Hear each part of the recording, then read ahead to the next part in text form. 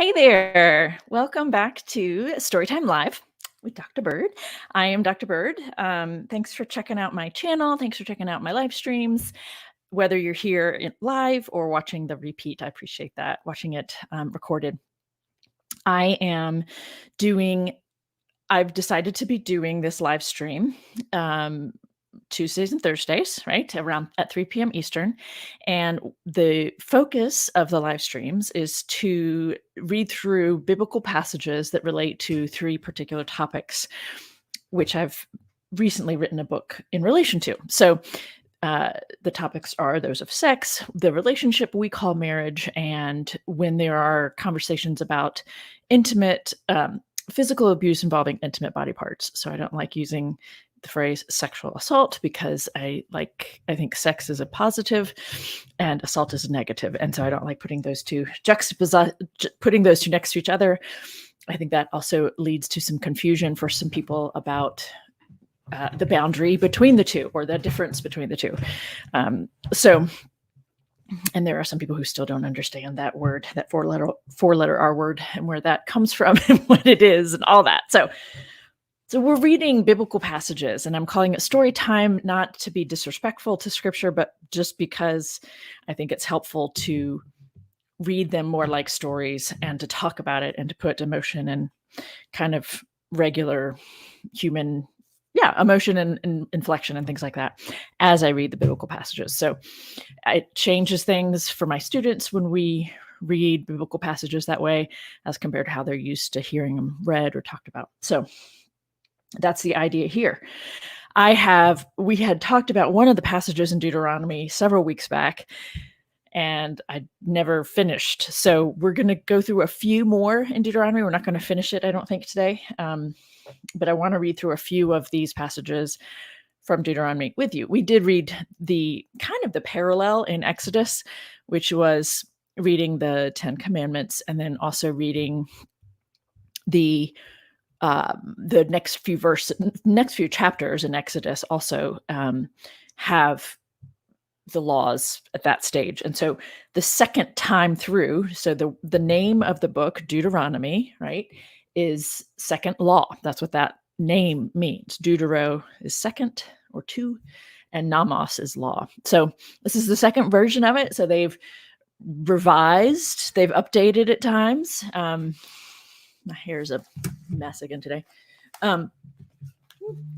They are expanding. They are doing all kinds of things, right? So there's overlap is part of my point here, but there are also some things in Deuteronomy that don't show up in Exodus. So it's worth it to kind of go back through and read through some of these together. We read Deuteronomy's version of the 10 Commandments. At least I think we did. So I'm moving on now. We're going to look at essentially just a section from chapter 7, and then we will scoot on over to chapters 20 to 22 for today. I'm not sure if there's more beyond chapter 22. There probably is. I just haven't looked at it recently. So the part I want to read first then,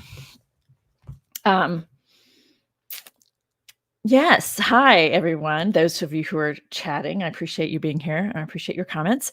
So let me just, let's just jump into it today. I don't feel like doing all the plugging of things. I'm just grateful you all are here and find this worth your time. So starting in Deuteronomy chapter 7, I'm going to read the first few verses, 6 verses, and discuss part of that with you.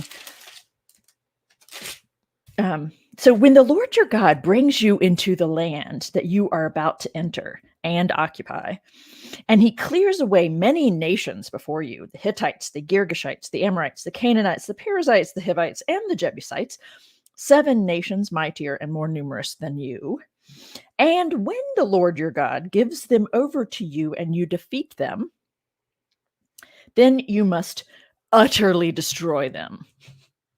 Make no covenant with them and show them no mercy. Do not, all right, so I'm reading the NRSV, and the NRSV says, do not intermarry with them. That's the verb we're going to come back to in a minute.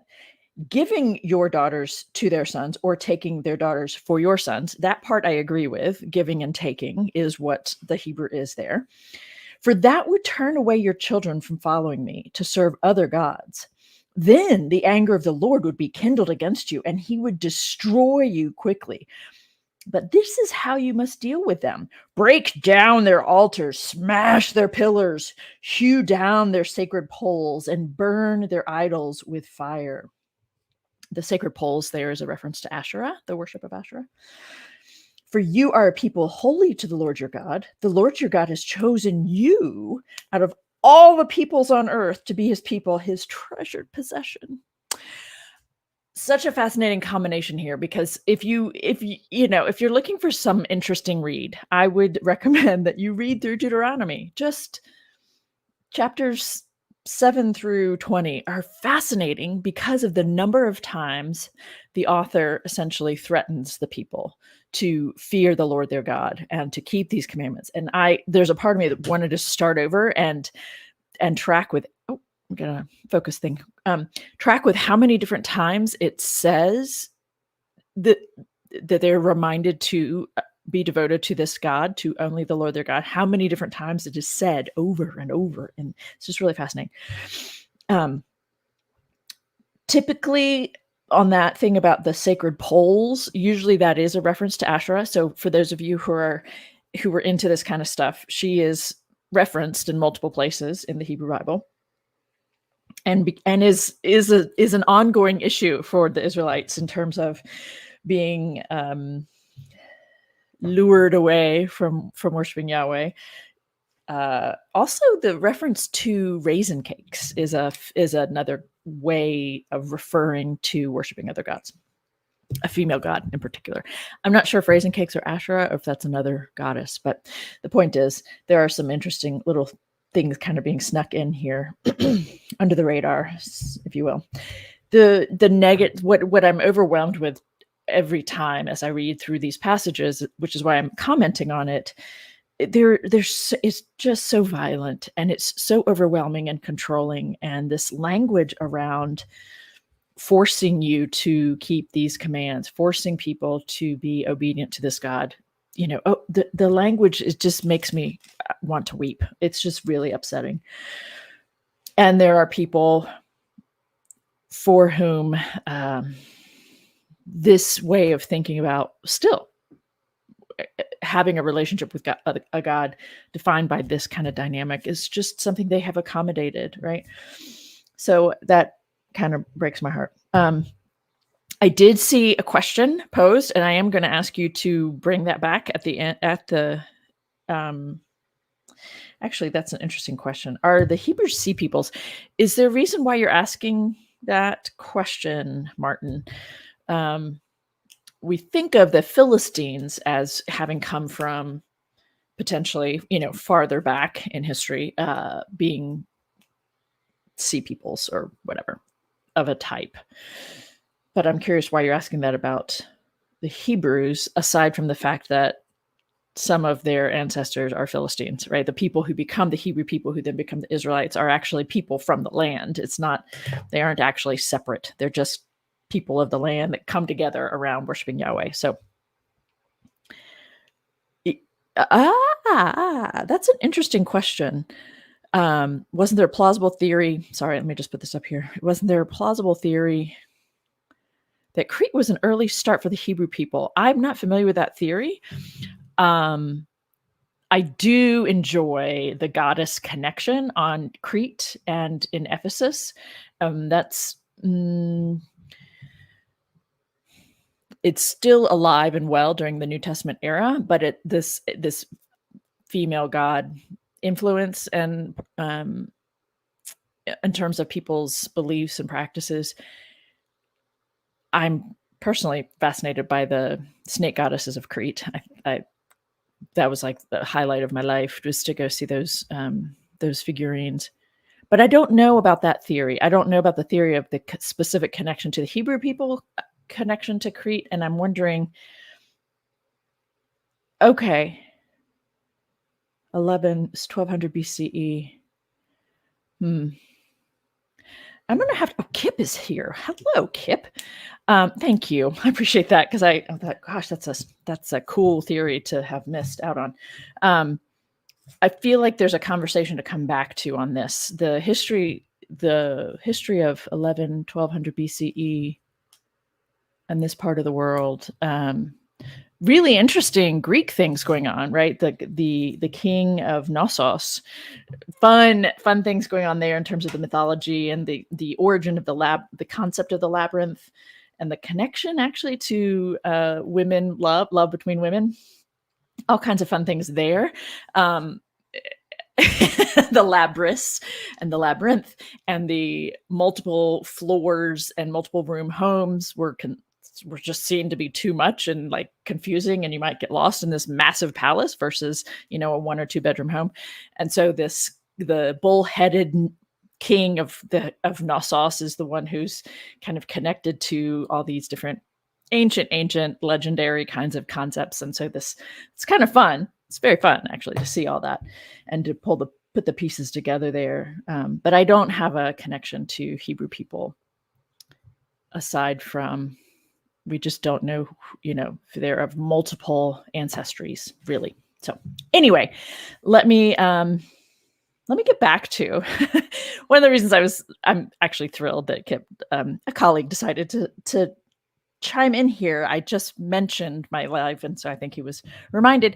But the reason he knows is I was looking at this passage in Deuteronomy 7, and I reached out for some help on the verb. And our friend Josh Bowen of Digital Hammurabi chimed in and redirected me. I was looking at the wrong root for the verb. So let's back up to verse 3. Do not intermarry with them. So the Hebrew there, I put it away. The Hebrew there is a verb. The root verb that's being translated intermarry is a verb, hatan. So het, tov, noon. And when I pulled it up to look at this verb, it's really interesting, the verb and then the nouns related to the verb. So I don't know if you all know that about Hebrew. At least the way I was taught biblical Hebrew is we focused on the verbs first, and the verb is kind of the core of any noun that you then form. And so thus there's a direct linguistic connection, which is similar in English, don't get me wrong, but it was just a fun way to think about it. So you have a verb, to taking, and then you have nouns related to that verb. So the verb here is hatan or hotain. What's interesting is the verb itself is about circumcision. It is not about. So I'd like you to hang with me here, okay? Because what this is telling us, right? For this non-circumcised man to take your daughter, if you are a Hebrew or Israelite and are properly circumcising your sons, right, at birth or shortly after birth, then you don't give your daughter to an uncircumcised man, right? And so the verb here is actually, and I'm just going to read what it says here in this Hebrew dictionary, a circumciser, hence father-in-law. With reference to circumcision performed on young men just before marriage. Okay, I keep putting in air quotes marriage because we're using a word they didn't actually have. So when we talk about marriage, they didn't actually have a category of marriage. They didn't actually have relationship labels for marriage. They didn't have verbs for to marry. They had verbs for to take forcefully, to take as in I purchased, right? And the father gave, or to take forcefully, no purchasing, nasa, or, right? So we have these, we don't have a marry. We have verbs around to take, or in this case, the verb is about making sure that the male is circumcised. When I look down the page, okay, so just hang in there with me. I look down the page and we have the next hatan, so the noun from that same verb, chotain. The noun is described this way: daughter's husband, or bridegroom. So again, all of this is framing everything, all these relationships from the perspective of men, right? So a male has a daughter, and his daughter has a man who takes her and claims her, right? They don't have a noun for husband in the Hebrew Bible, right? There's no noun for wife in the Hebrew Bible. They're men and women before they pair up, and they are men and women afterwards, okay? So we're giving it language that we use, modern marriage language, to make sense of this really awkward way of talking about a man and a woman pairing up. Because, again, a daughter's husband or a bridegroom as one who undergoes circumcision because he needed to. Like, it's just this whole thing. It's all about men's penises. All of this is about men and territory and claiming people. And it's all about you. It just all comes back to that so many times. It just all comes back to you guys and that member of your body. The hith pa'el form of the verb, make oneself a daughter's husband. So again, we're trying to find a way to talk about this all from a male perspective. And you are choosing to make yourself a woman's husband, which is saying you're willing, you've subjected yourself to circumcision. This just brings up like echoes of talking about Paul in his letters, because so many issues. Paul gets really angry at the Gentiles in Galatians in particular because the men in the area of Galatia don't want to circumcise themselves, and good grief, you can't blame them. And so many issues around men's penises in the Newer Testament too. Like, it's all about you guys. It drives me crazy.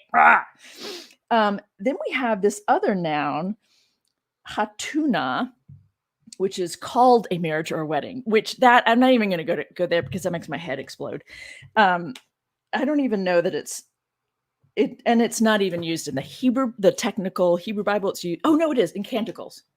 Oh wait, so that's Song of Songs, chapter 3, on the day of his marriage. Okay, well that's something I have to go look at again.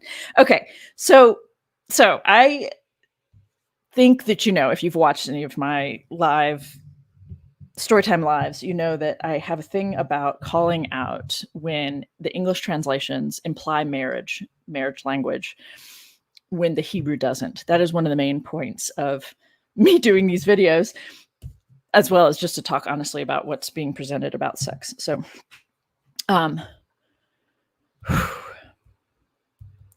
it's just a line. Do not intermarry with them, right? And I made it into a mountain. But it's important to me to do that because the issue here, biblically speaking, is about not worshiping other gods and not being lured into worshiping other gods. But the language that's being used is misleading to us today because their frame of reference is so different for this relationship. They're literally labeling this joining of two people in light of the male's penis.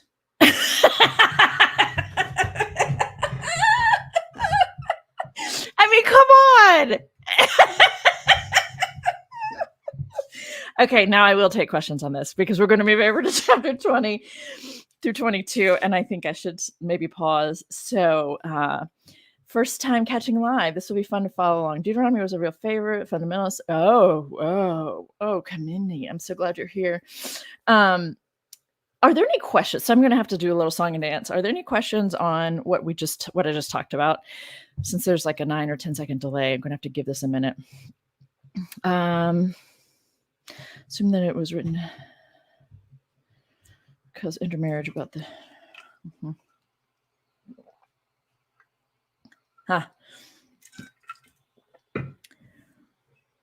It's funny that the Dead Sea Scroll copies of Song of Songs were all officially designated canticles. Yeah, you say that because that's a Greek. That's the Greek name. Is that why you're saying that's funny? I think that's why you're saying that's funny. Canticles. Song of Songs, canticles. I was actually thinking it was Latin, but it can't be. So, canticles. Yeah. Not a Hebrew name, right? Not a Hebrew name, but a Greek name. Yeah. All kinds of fun little things when you start paying attention to languages, right? Hey, Mike, it's nice to have you back. And I'm pausing to see if there are other questions in relation to Deuteronomy chapter 7. The little bit I just addressed about the verb intermarry, which is really not about intermarrying. It's really about making sure that men's penises are circumcised, and we can only give our daughters away to men whose penises have been circumcised. And that's at the heart, literally at the root of that verb that is being translated intermarry. And that's really not what the word itself is about. It's about something else. Yep. Yes, it is. Yes. Okay, so let's put this question up. I'm also reading Kip's comment. Yes, 4Q Canticles is a little easier to say, right, than 4Q Song of Songs. Song of Songs is just funny. Is this addressing the need for new blood and how to do it? Not by outside women, but by bringing new men in for greater reproductive value. That's an interesting proposition or question. I think on some level it's hard to say that isn't what it's about. But the giving, they're also saying not to take. Sorry, let me make sure do not intermarry with them is the problem here, right? Giving your daughters, that would turn away your children from following me. So it's the opposite. This passage is about not doing that. All kinds of interesting motivations behind any of these laws, right? I think sometimes you guys are so fun and reading. I'm just gonna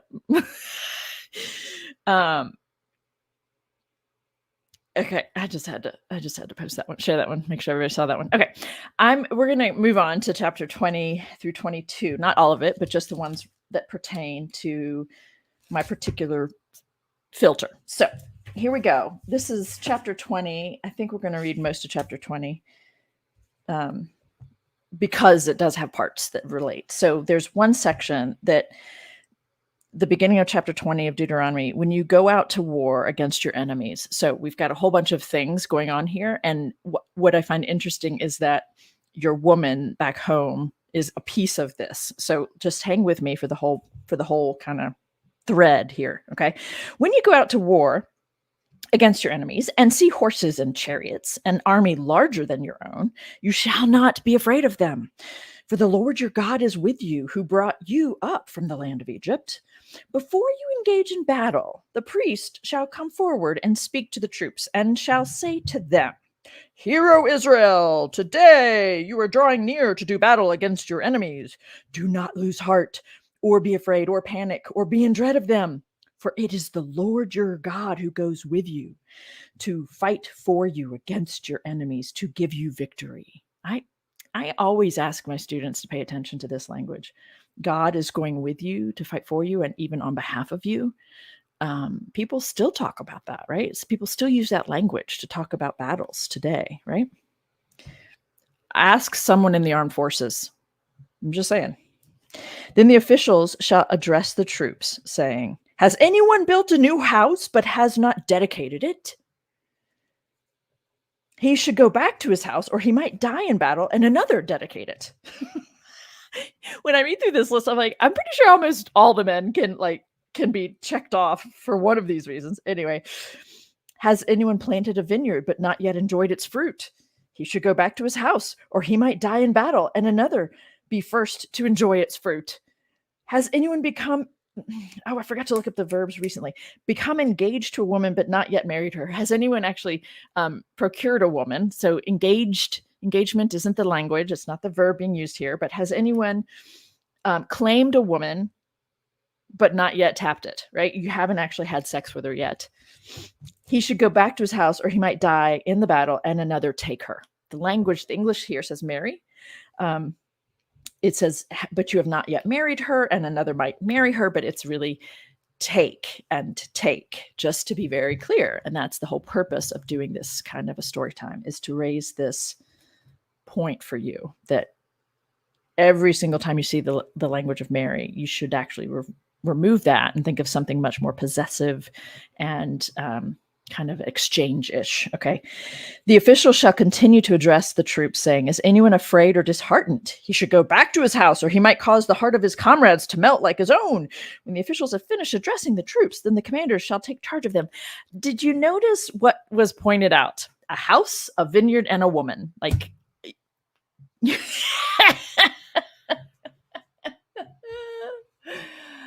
oh, and the woman wasn't even first.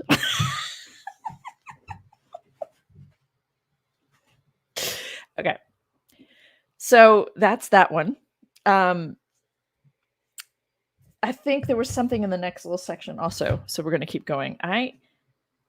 Okay. Yeah. And every now and then I kind of check in here. Oh boy. Yeah. You all need to read these comments because they're entertaining. Okay. I'm going to read the next section of this same chapter 20 of Deuteronomy. When you draw near to a town to fight against it, offer it terms of peace. If it accepts your terms of peace and surrenders to you, then all the people in it shall serve you at forced labor. Fantastic. If it does not submit to you peacefully, but makes war against you, then you shall besiege it. And when the Lord your God gives it into your hand, right? Like God is literally fighting for them or with them. You shall put all its males to the sword. You may, however, take as your booty the women, the children, livestock, and everything else in the town, all its spoil. You may enjoy the spoil of your enemies, which the Lord your God has given you. Thus you shall treat all the towns that are very far from you, which are not towns of the nations here. But as for the towns of these peoples that the Lord your God is giving you as an inheritance, you must not let anything that breathes remain alive. You shall annihilate them, the Hittites and the Amorites and the Canaanites and the Perizzites, the Hivites and the Jebusites, just as the Lord your God has commanded, so that they may not teach you to do all the abhorrent things that they do for their gods, and you thus sin against the Lord your God.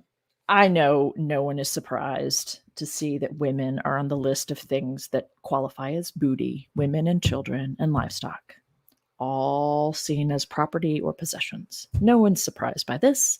And that's the point, is that it's almost like, yeah, we know. This is an ancient text. But the thing is, folks, it's not so ancient. As one of the people here pointed out, I've forgotten your name, someone who's here for the first time, made the Kameni. I'm going to guess it's Kameni. Right? People are still reading these scriptures very closely and are being informed by the worldview that they give you. And so I'm going to keep making the point that people who don't even stop to comment or pause on the fact that women are seen as possessions here, if you and women and children, that you're not even disturbed by it. It doesn't even register as something to like, whatever. Are you kidding me? That's because it's still around today. There's an element, there's a thread connecting this ancient worldview to today. There are people who do still see women as something to own or direct or control in a way that they would never say or think of in relation to another man, right? It is not ancient. It is very modern and current as well. It is not just an ancient idea, in part because it is in these ancient texts that people still read on a daily basis in many cases, right? So that's why I need to point it out and make a thing about it, make a stink about it, because women are still being seen this way. I kind of get off on my little soapbox every now and then and say this, right? Like, there's legislation being passed right now in this country around that means that men are controlling what women get to do with their bodies, are allowed to do with their own fucking bodies. Yeah. So there's that, right? It's very real. It's very real. Moving on. It is not just in the past, because it is in these ancient texts that people still read. Chapter 21, verse 10. When you go out to war against your enemies, and the Lord your God hands them over to you, and you take them captive. What does the Lord your God's battle armor look like anyway? I don't know. Suppose you see among the captives a beautiful woman, and you desire and want, my English says to marry, and in the Hebrew says to take. She's hot, and you want to tap that, right? That's what's happening. You see a beautiful woman whom you desire and want to take, and so you bring her home to your house. She shall shave her head, pare her nails, discard her captive's garb, and shall remain in your house a full month, mourning for her father and mother. Isn't that nice? An entire month. And after that, you may go into her and be her man, my English says husband, and she shall be your woman, my English says wife. Not in the Hebrew, right?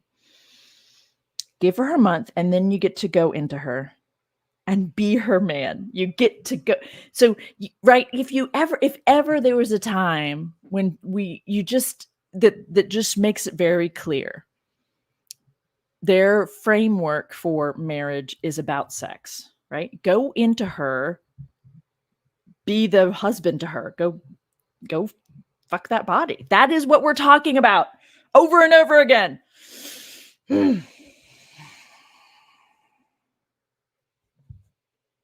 But if you're not satisfied with her, you shall let her go free and not sell her for money.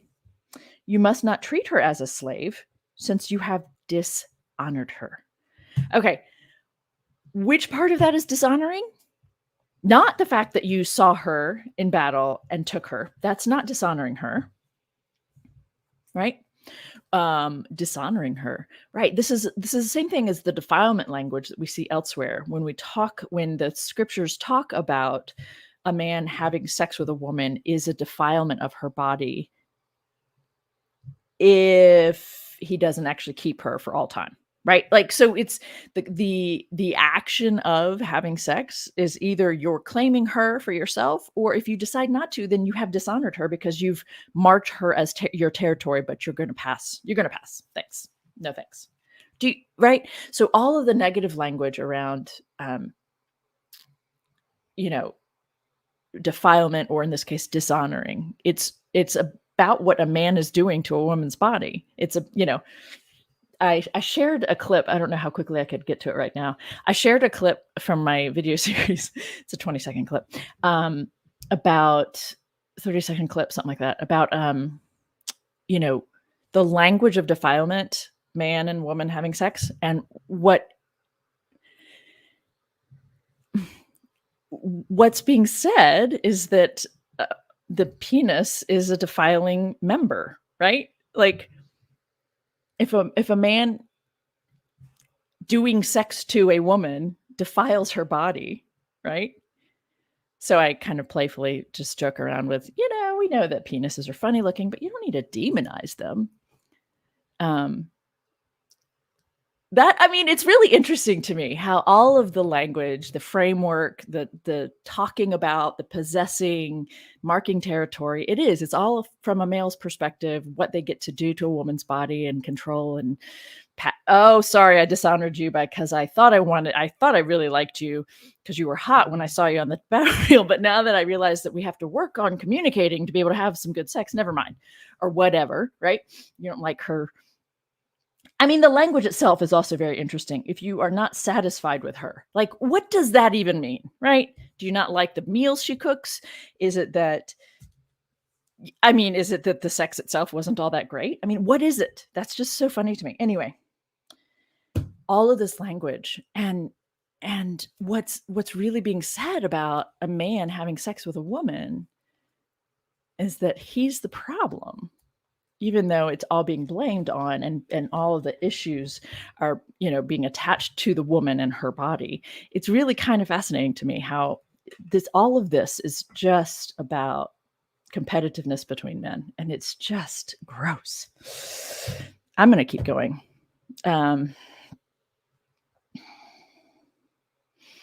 There's so many interesting comments going on here in the chat. So thank you all. I'm going to keep going. Same chapter 20 and verse 15. If a man has two women, my English says wives, one of them loved and the other disliked. Isn't that sad? Because this happened enough that they needed to like regulate it, right? And if both the loved and the disliked have borne him sons, the firstborn being the son of the one who is disliked. Everybody picturing the setup? Then, on the day when he wills his possessions to his sons, he is not permitted to treat the son of the loved as the firstborn in preference to the son of the disliked, who is the firstborn. He must acknowledge as firstborn the son of the one who is disliked, giving him a double portion of all that he has, since he is the first issue of his virility. The right of the firstborn is his. So many interesting pieces of human behavior that are being revealed in these 5 verses, right? 3 verses. Of course, the ancient and not so ancient, right? Because it still carries over to today. I mean, if you look at family dynamics and how sons and daughters, and then there are people who are beyond male or female. I don't know what I don't know if we're ever going to agree on a label for those children, but I'd love it if we could. But find something that works for everybody. Anyway, how families behave and treat female versus male children, and the lineup, if the oldest is a daughter versus a son, and inheritance issues and the way people are treated and all kinds of things. It's really kind of fascinating that it isn't just an ancient thing. It is very clearly delineated here for us. And it makes it easier then to see it when it pops up in lesser degrees around you today, I think. If there's a section here about how to handle a rebellious son, which ends in his death, by the way, which is just really not great, but there it is. And then another thing about, someone being guilty of things and how you punish. And then you get these other really fun the things about not wearing a man's garment. There's a really interesting article. I need to go refresh myself on the argument there, because it was very informative and I don't remember the specifics, but I'll try to maybe do that next week. It's sort of related, but not really. Deuteronomy 22 verse 5, a woman shall not wear a man's apparel, nor shall a man put on a woman's garment. For whoever does such things is abhorrent to the Lord your God. So cross-dressing, as this is taken to be. There's actually more to it than that, and I know some of it has to do with the misrepresentation of the Hebrew here, but also contextual elements around masculinity and femininity. So I'll come back to that once I have a chance to check out that article again. I think we might have done this, but I'm going to read it again anyway. I'm going to read the rest of chapter 22 and call it a day. So here we go. Let's read all kinds of fun things here. Verse 13 of chapter 22. Suppose a man takes, my English is Mary. Suppose a man takes a woman, but after going into her, he dislikes her. Again, question, which reason? What's the story?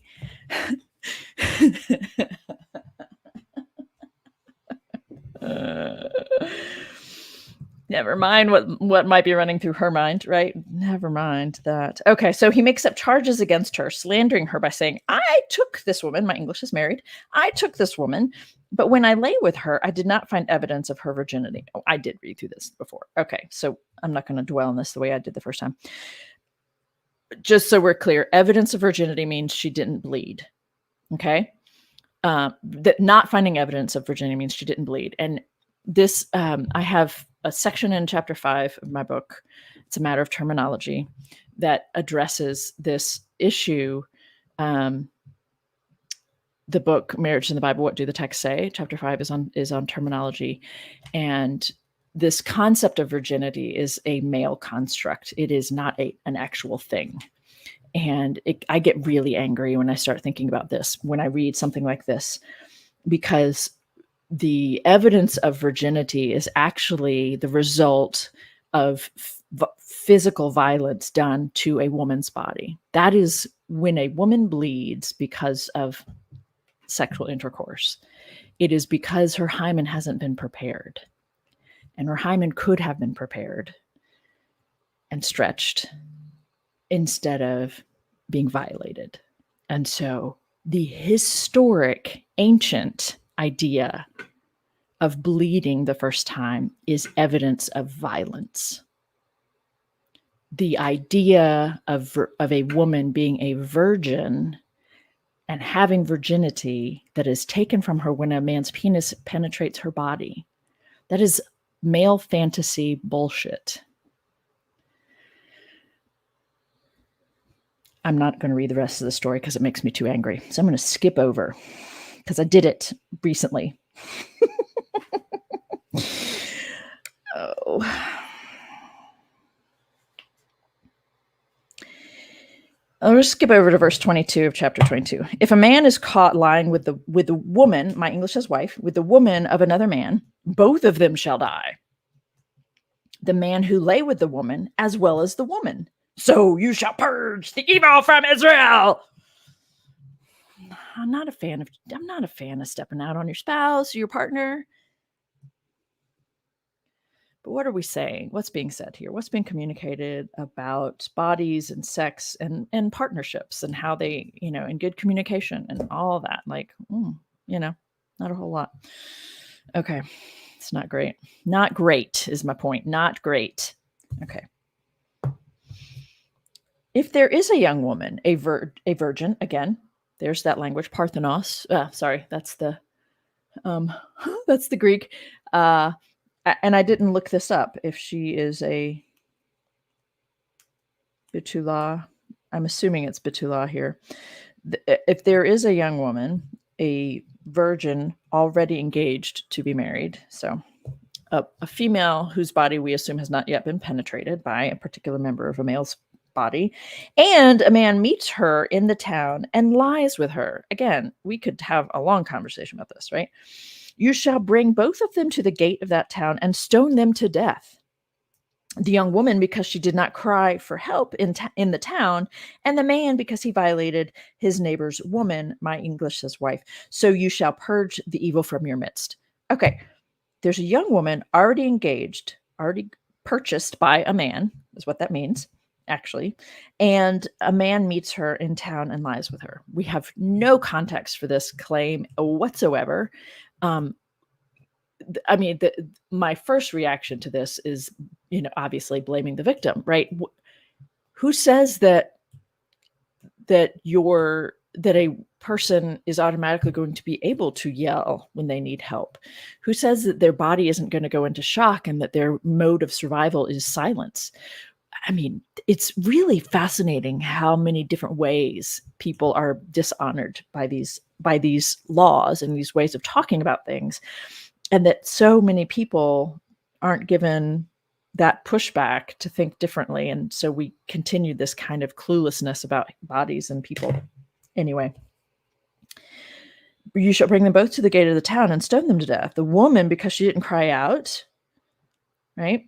And the man, because he violated his neighbor's property. So fascinating, right? Never mind that, anyway, I'm not going to stop and dwell. We're going to keep moving. But if the man meets the engaged woman in the open country and the man seizes her and lies with her, then only the man who lies with her shall die.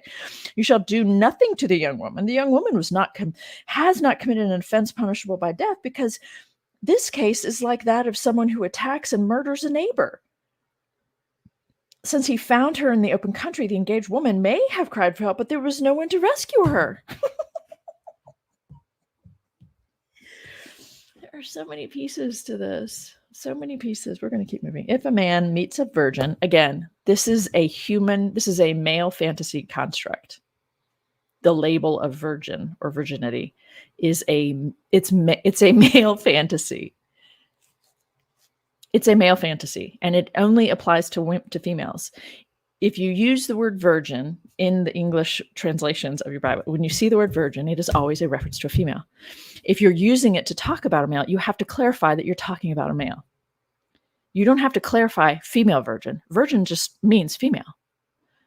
If you're going to talk about the 144,000 male virgins in the book of Revelation, you got to say male in front of it. Virgin, the one word that is specifically about a female body. And it's just male bullshit. Okay. If a man meets a young woman who has not yet been penetrated by a man's penis, who has not been purchased yet, and seizes her and lies with her, and they are caught in the act, dun, dun, dun, the man who lay with her shall give 50 shekels of silver to the young woman's father. Is that because he didn't ejaculate? And she shall become his woman, my English says wife. Because he violated her, he shall not be permitted to divorce her as long as he lives. So because because of coitus interruptus, we're going to let them live and he has to pay for it. But if they've made it through to completion, at least for the man, that's why we have to put him to death. I find that fascinating. What about you?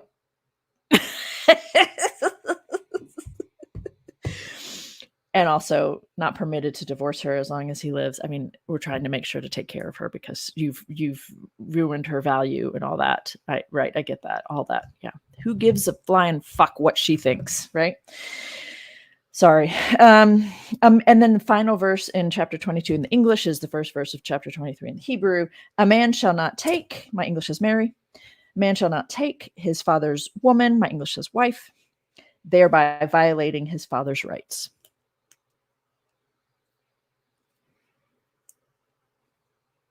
I mean, so many things in just that one verse.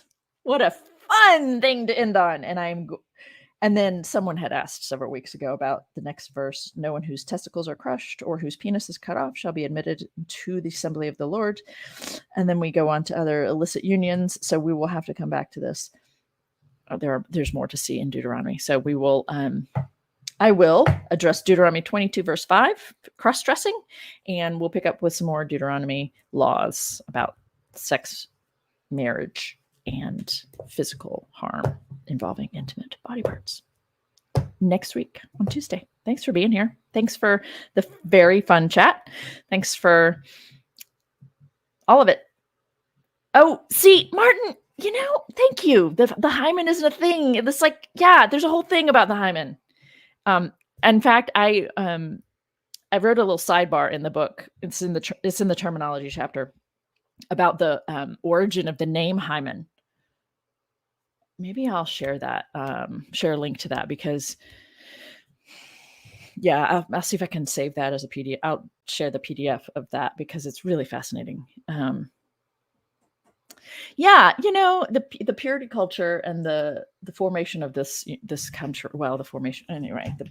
The influence of Puritans and the puritanical views on sex. Really fascinating here in the United States. All right, thank you. Thanks all. Oh, thank you all for being here. I'll see you next time.